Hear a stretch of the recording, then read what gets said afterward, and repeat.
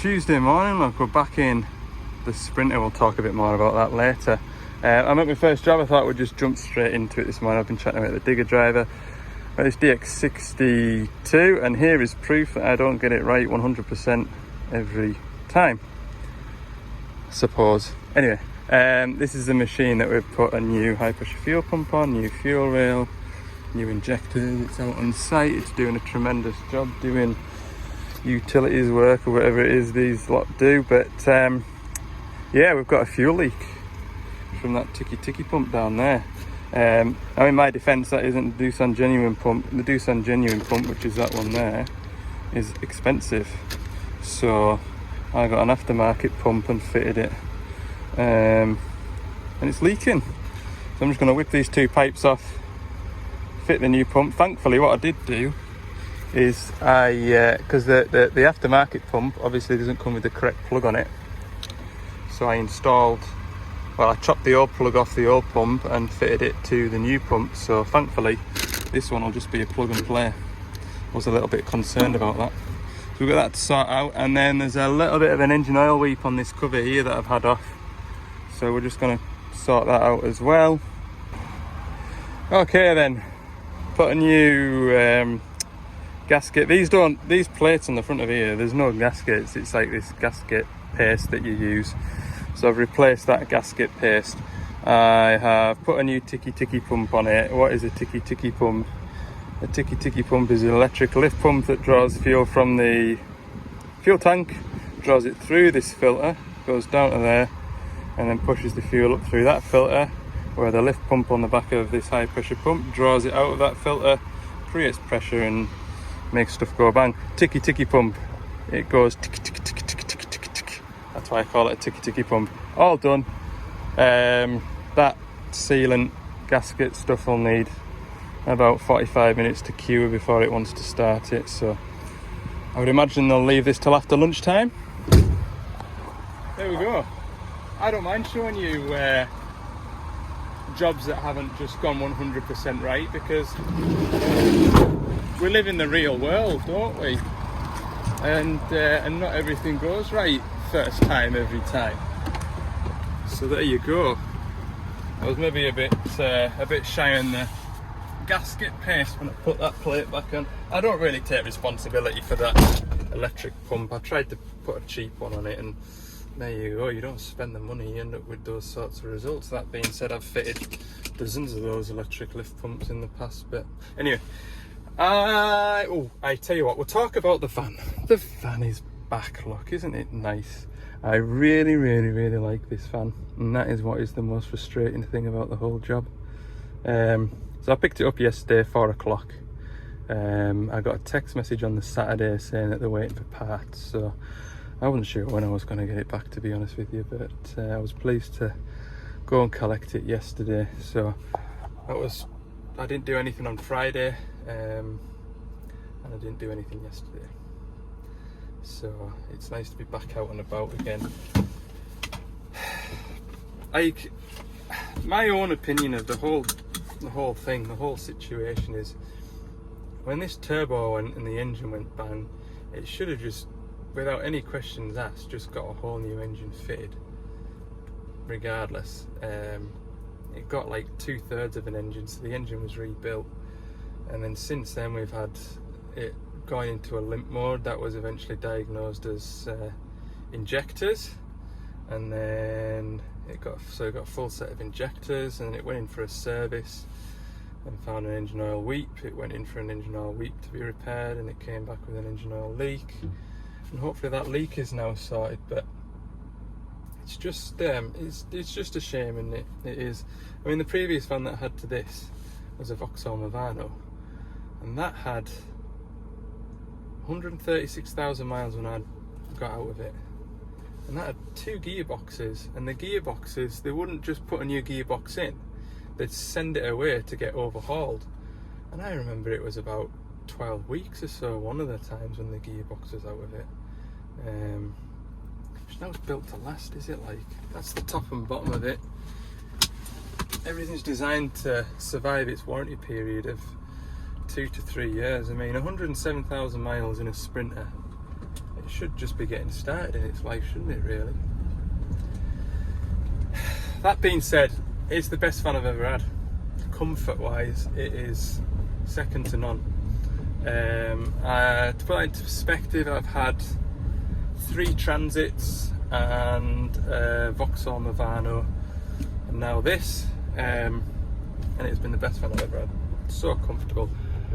I would almost say, well, I do, I prefer the interior of this van to Connor's MAN, just because of the plastics are all a nice dark colour, so they don't get all grubby and horrible.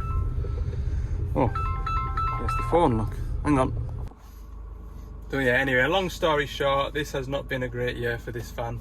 It's not up to me at all when the vans get changed. I know a lot of you saying, oh, you want to get rid of that van, get a fresh one.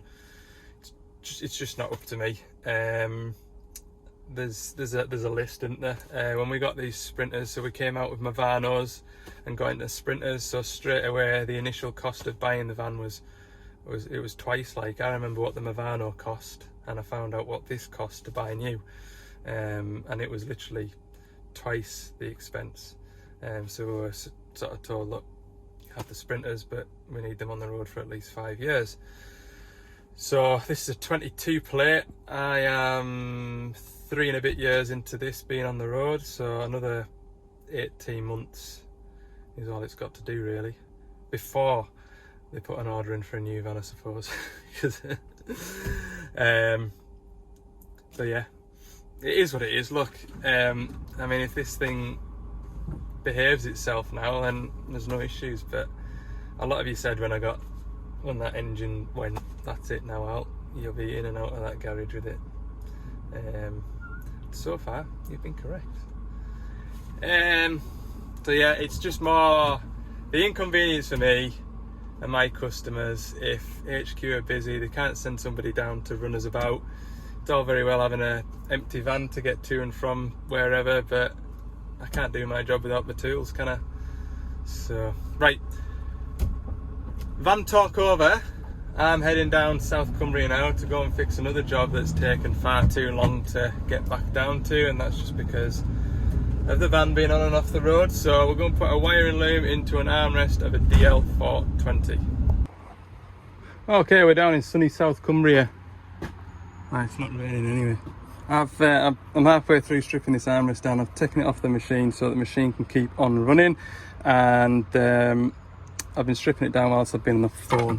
So I'll catch you up. When we put, this is the forward reverse electric steering armrest, which is on the left hand side of the machine. So we can press these 2 buttons here, which selects forward and reverse on this armrest, as well as the electric steering, so we can steer and do our direction changes with our left hand while we use our right hand to do the loader control. What it's doing intermittently is when you select to use the forward and reverse on here, it's throwing it all out, and the only way it'll throw it all out is by this micro switch down here being lifted up. But it's a very intermittent fault. I've only ever been on the machine once when it did it, and then I couldn't get it to do it again. We've swapped this forward reverse switch with the forward reverse switch on the other 420 shovel here, and that didn't make any difference. So we're going to put the electric steering wiring loom in it, which is in there. First of all, we need to strip it out. As you can see, there's hundreds of little bits. It's very fiddly. So yeah, we'll just work away at it. Right, that's the old loom removed. The only thing you have to do is pay attention when you're unplugging these bullet connectors. These bullet connectors are what control your buttons to select that you want to use this. So if you don't get them in the right place, then the job's knackered like. So what I do is I lay it all in. Swap the bullet connectors one at a time. These black wires are numbered and they go to the coloured wires. Obviously we've got 2 coloured wires the same, and then they're all black, so I just swap them over one at a time to avoid any embarrassing mistakes. So we'll put this loom out the way down there, and and we'll continue now to build this armrest up. See, this is the bit that does all the wiggly. We need to get all that tucked into here now. Okay, that's it all back together. Stay there. So I've got to put this bit of armrest on first. Anyway, it's lunchtime, so they've fetched all the machines up. I went to the bait cabinet and said, can you fetch that shovel off? Because I could only see that one over there behind the van, which you can't see. Which shovel? There's the shovel I've got the armrest off, man. Well, it's there. Oh, here it is, look. Hey up. While I'm on, look, DPF force regen switch. DPF switch, press it. That lights up. Off. On. Off.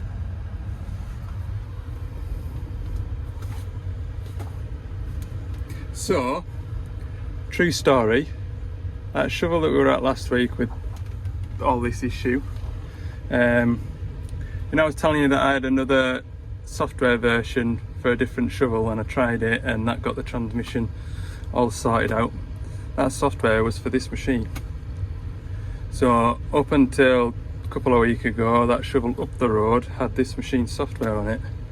So it'll be interesting. What I'm going to do when I get this over is I'll see if this is a 24 volt switch instead of a switched earth. I'm going to do that like. There we go. I'll reinstall that P-clip. There's my idea. They don't normally have a P-clip and they just kind of come out of here and just flap about. Right, what I need to do now is test it. I'm going to pull that switch out first, so I'm so intrigued. Right, that switch there is a 24 volt version. So I've got 24 volts in there, pin number 2, rather than an earth type, which to me, I'm going to turn that off, would make sense because I've put the software for this machine into that other shovel, and so that'll have changed where the VCU is looking for the input from that, so therefore it doesn't see it because the wires for the earthed version use different pins on the VCU. That being said, we got the software for that machine and put it into it and it didn't like it, or it still persisted with that problem. Anyway, another news. Oh no.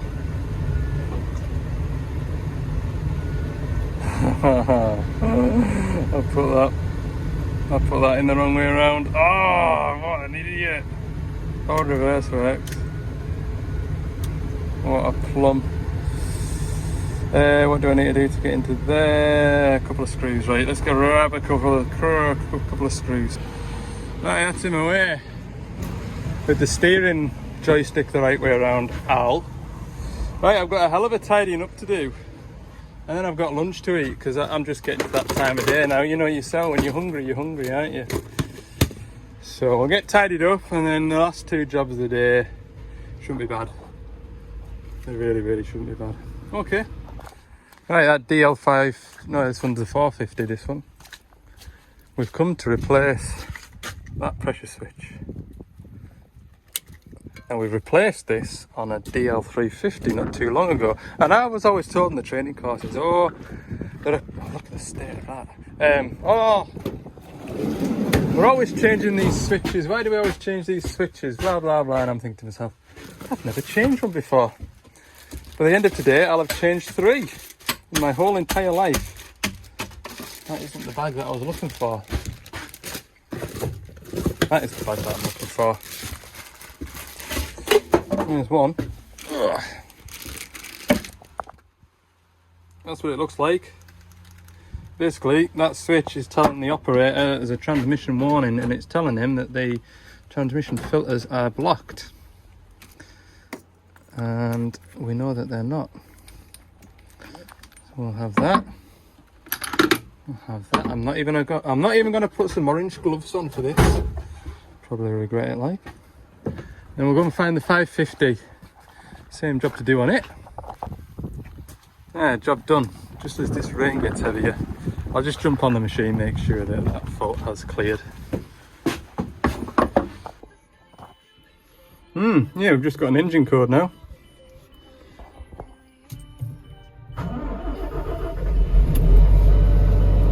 And an auto greaser fault. Because it's empty. Ooh, you're all zoomed in, sorry. What's the engine code? I'm pretty sure it's a knock sensor maybe. Let's see. Failure information. Current failure. CAN communication with EGR actuator. And exhaust brake actuator.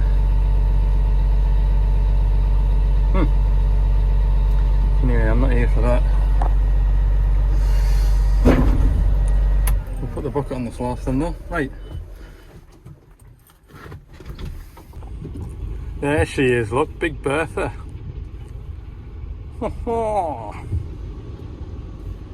Animal. Right, we'll follow him up to the workshop. It's a bit higher up on these shovels, look. A bit more of a reach. Anyway, we'll get this one swapped out. Oh, that's hot, you can tell that's been running. Ow.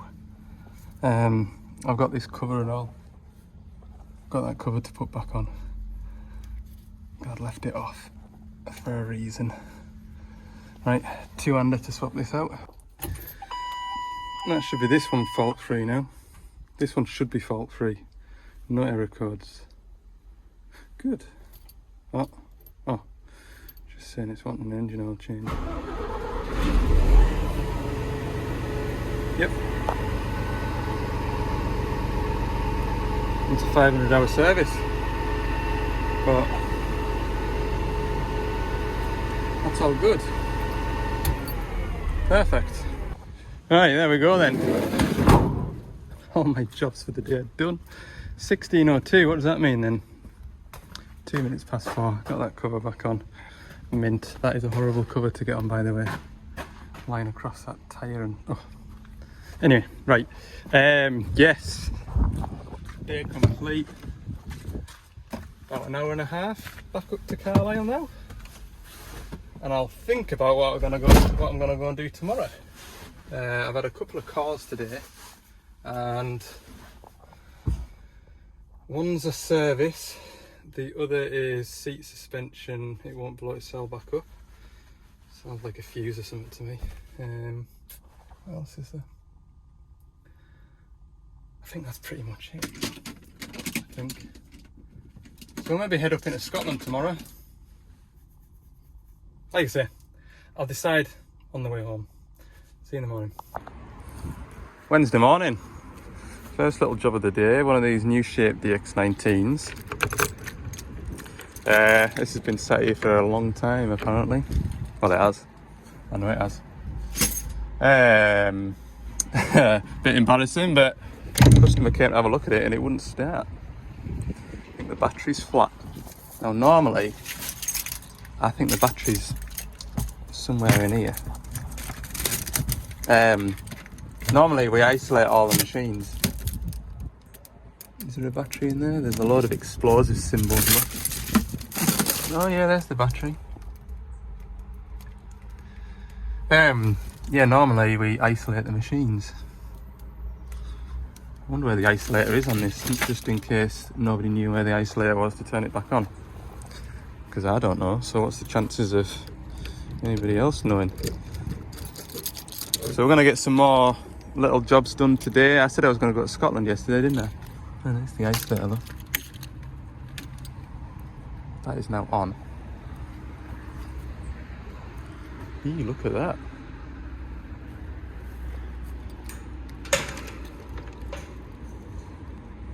I don't know what's happened there, look. Wind, we'll blame the wind.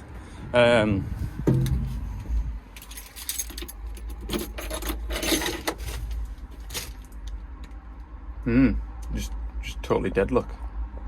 Right, I need to take this battery out of here then.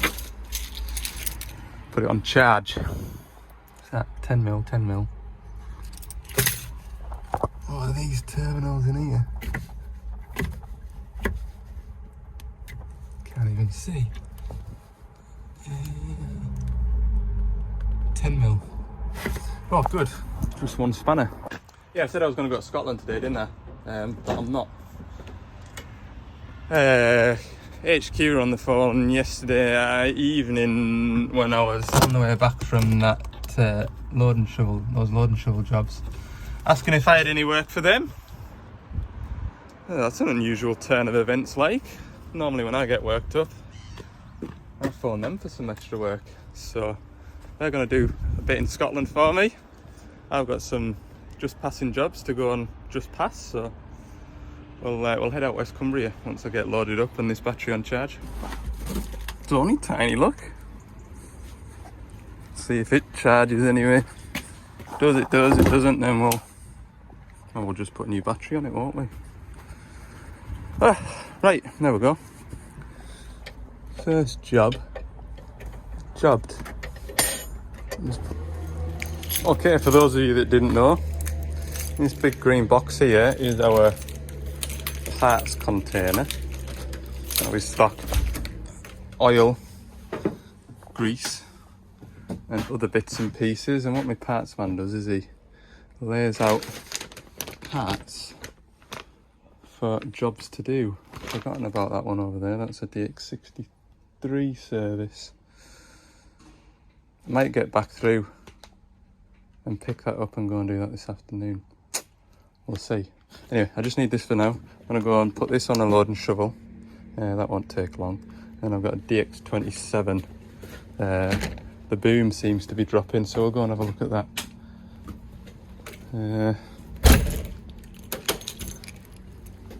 Just local, like. First job, I need a cup of coffee. I do like my coffee. The only thing I don't like about an espresso machine is the amount of coffee it dispenses. You only get a couple of mouthfuls, don't you? Anyway, better than nothing. Lovely. Right, let's go find some diggers. Right, let's have a play with this. I don't know if it's hot yet. Sent us a video on the weekend and there's no heat in that. This ram was dropping, which it shouldn't do. It's got a lock valve on it. Yeah, we'll get it hot. We'll observe the symptoms. Right, I've had a bit muck around with this digger. Got a bucket full of stuff. I've been working it for about 20 minutes now. It is nice and hot.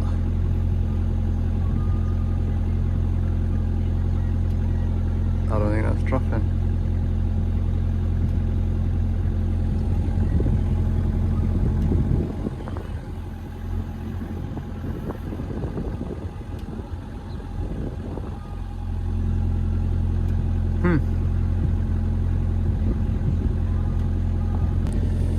I put a white mark on that ram there, so that should disappear. I've also put one up on the dipper ram. That one should come away from the oil seal there. So we'll give that 10 minutes. See what happens. Right, it's been exactly 10 minutes since I put those marks on.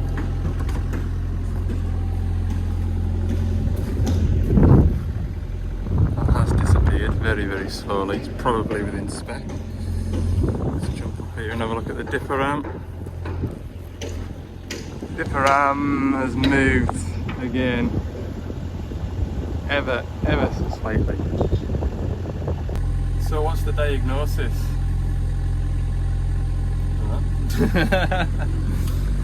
The video that the customer had sent me on the weekend, it was moving a lot quicker, like noticeably so. If you just stood with the camera pointing at the boom, it was just dropping like that.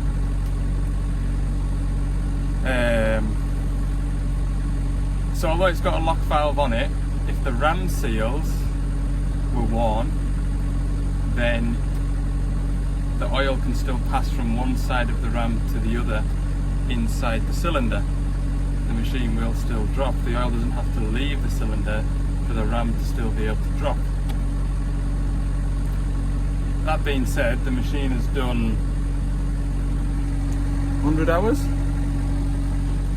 So you'd be more inclined to say that it's leakage in the lock valve. That's what I would say. Very, very tiny amount, like.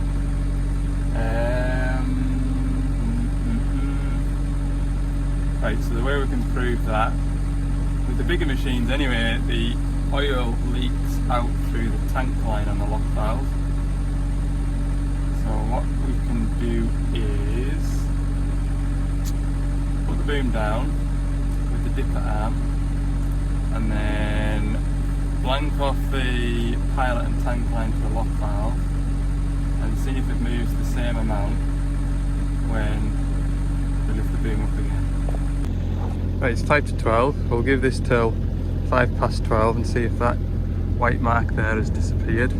We've capped off the operation of the lock valve basically.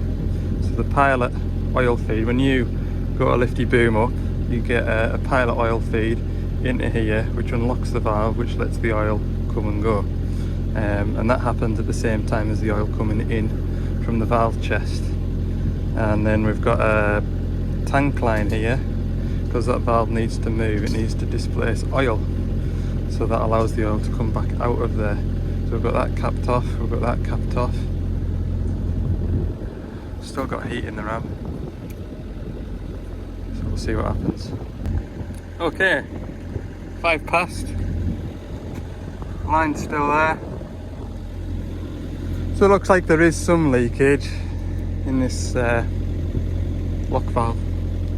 I mean, I'm pretty sure it'll be within tolerance. I will have to go and double check, but that information isn't right to hand. But anyway, we probably will end up putting another one of these on just to try it. And we'll go from there. Couldn't have timed that better. So the shovel that I want in here, that needs that window catch, he goes on his dinner in 10 minutes. So the time he's had his lunch, he'll have a nice sliding window again. Yeah, I'm good to 4 o'clock, can't I? I'll just sit in the van now. There's no phone signal when we're down in this hole. So I'll just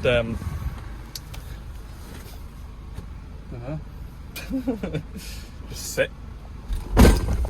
Okay, unless you really want a time lapse of me fitting this, then this is just going to be one of those jobs where I go, ta-da, I've changed it, because there's no way I can do this one-handed.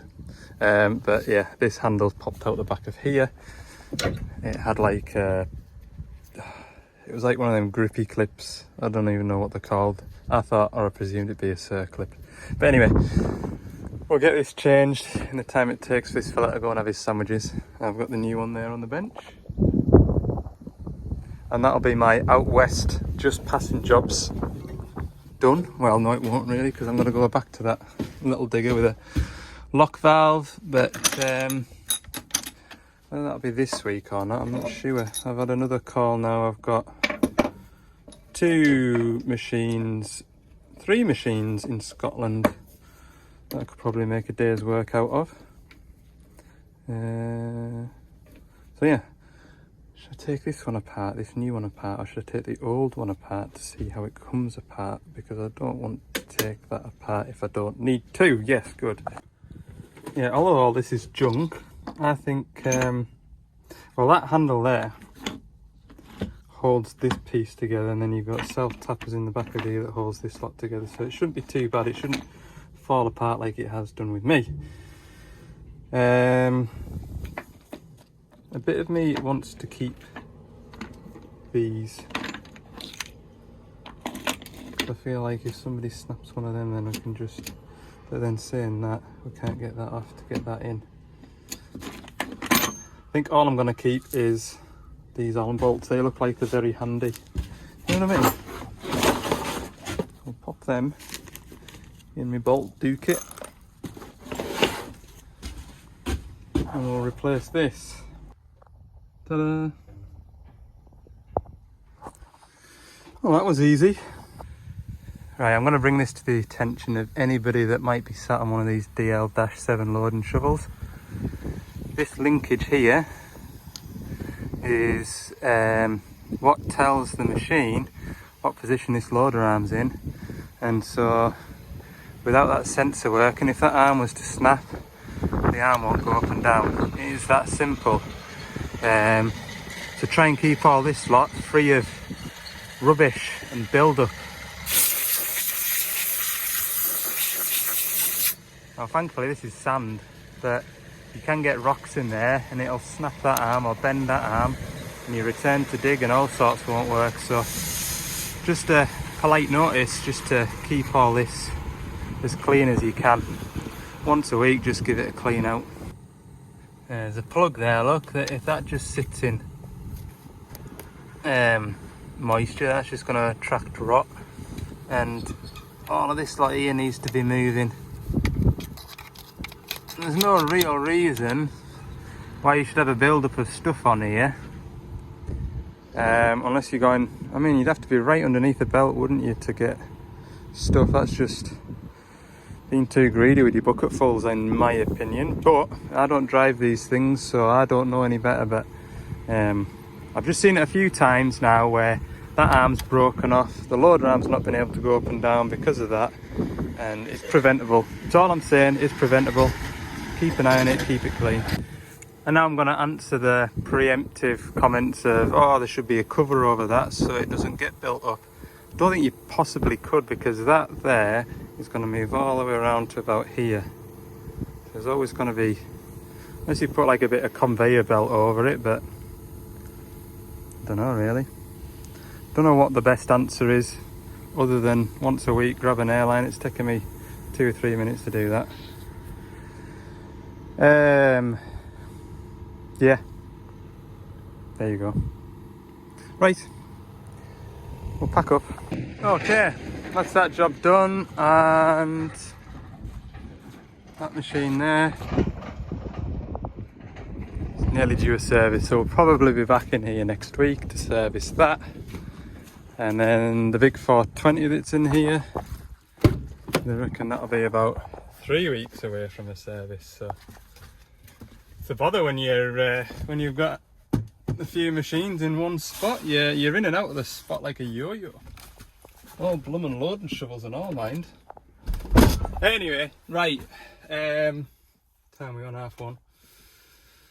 1:30, 2:15. We'll be back in the yard. So what we're gonna go and do? There's 2 options. We'll discuss when we get there.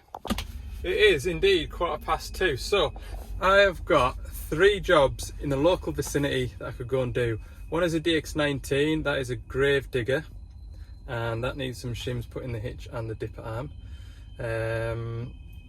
The other job is a DX63, that'll be a bit further out of Carlisle, but I could still get that done today, but I'm not sure where that's at. And the third job, there's a DX140 on a building site just outside of Carlisle. That's got an air conditioning issue. I'm pretty sure it'll be the outside air temperature sensor that's causing all the bother. So I'm going to make a couple of phone calls and see what is where and what is available. We'll go from there. Right, we're at this 140. It's brand fine new. Operator reports that when you have the heating on at a set temperature like 30 degrees, it blows cold. And then when you set it to max, it will then blow heat, max heat, but there's no in between. But when I've tried it there, set to like 27, it is warm, so might not be a problem. Might just be newness. But I have had this issue before, and it was the outside air temperature sensor. Okay, I've pulled the sensor off, I put the multimeter on it, and we're testing for resistance. So as that sensor warms up, the resistance gets higher, or as it cools down, it gets lower. And that is what tells the air conditioning unit what the outside temperature is. As you can see, it is open circuit. So I've fitted a new one seems to be working. I'll show you where that is fitted. Well, I'll sort of show you where it's fitted. Take this belly plate off here, and there's a clip that holds it into the machine's chassis just underneath that belly plate. That's where it lives. There used to be a way of seeing what your outside air temperature was by pressing and holding select and mode at the same time on the old style control panels, but this one doesn't do it. Not that I can make it do anyway. I've been through all training notes and all kinds. So anyway, another one of those jobs where I just go ta-da and it's fixed. I'm sorry, it's just the way it goes with some of these small jobs. I just rattle through them and don't really show you. So this is the sensor. They're the values you should expect, the resistance values you should expect at certain ambient outside temperatures. So we've obviously got to put that into kilo ohms. That one there, and that one there. Still open circuit, no matter which way you do it anyway. Open circuit, open circuit. So that is FUBAD. Put that in the FUBAD box. Put that there. That's the end of that. Must be nearly 5 o'clock. That car park's emptying quickly. Anyway, I've got some parcels off you lot by the look of things. So I'll have a look at them in the next video. I'm going to wind that up. And hopefully we'll get back into a 3 video week next week. But yeah, thanks for subscribing if you haven't already. And thanks for all the comments that you've been putting. I do read them all, and I really appreciate the input, and I think comments help with algorithms. So even if you just comment saying thanks Al or thumbs up, something like that, if we get loads of comments then YouTube think I'm amazing. So keep it up. Right, I'm gonna go home, and we'll see you in the next video. Bye.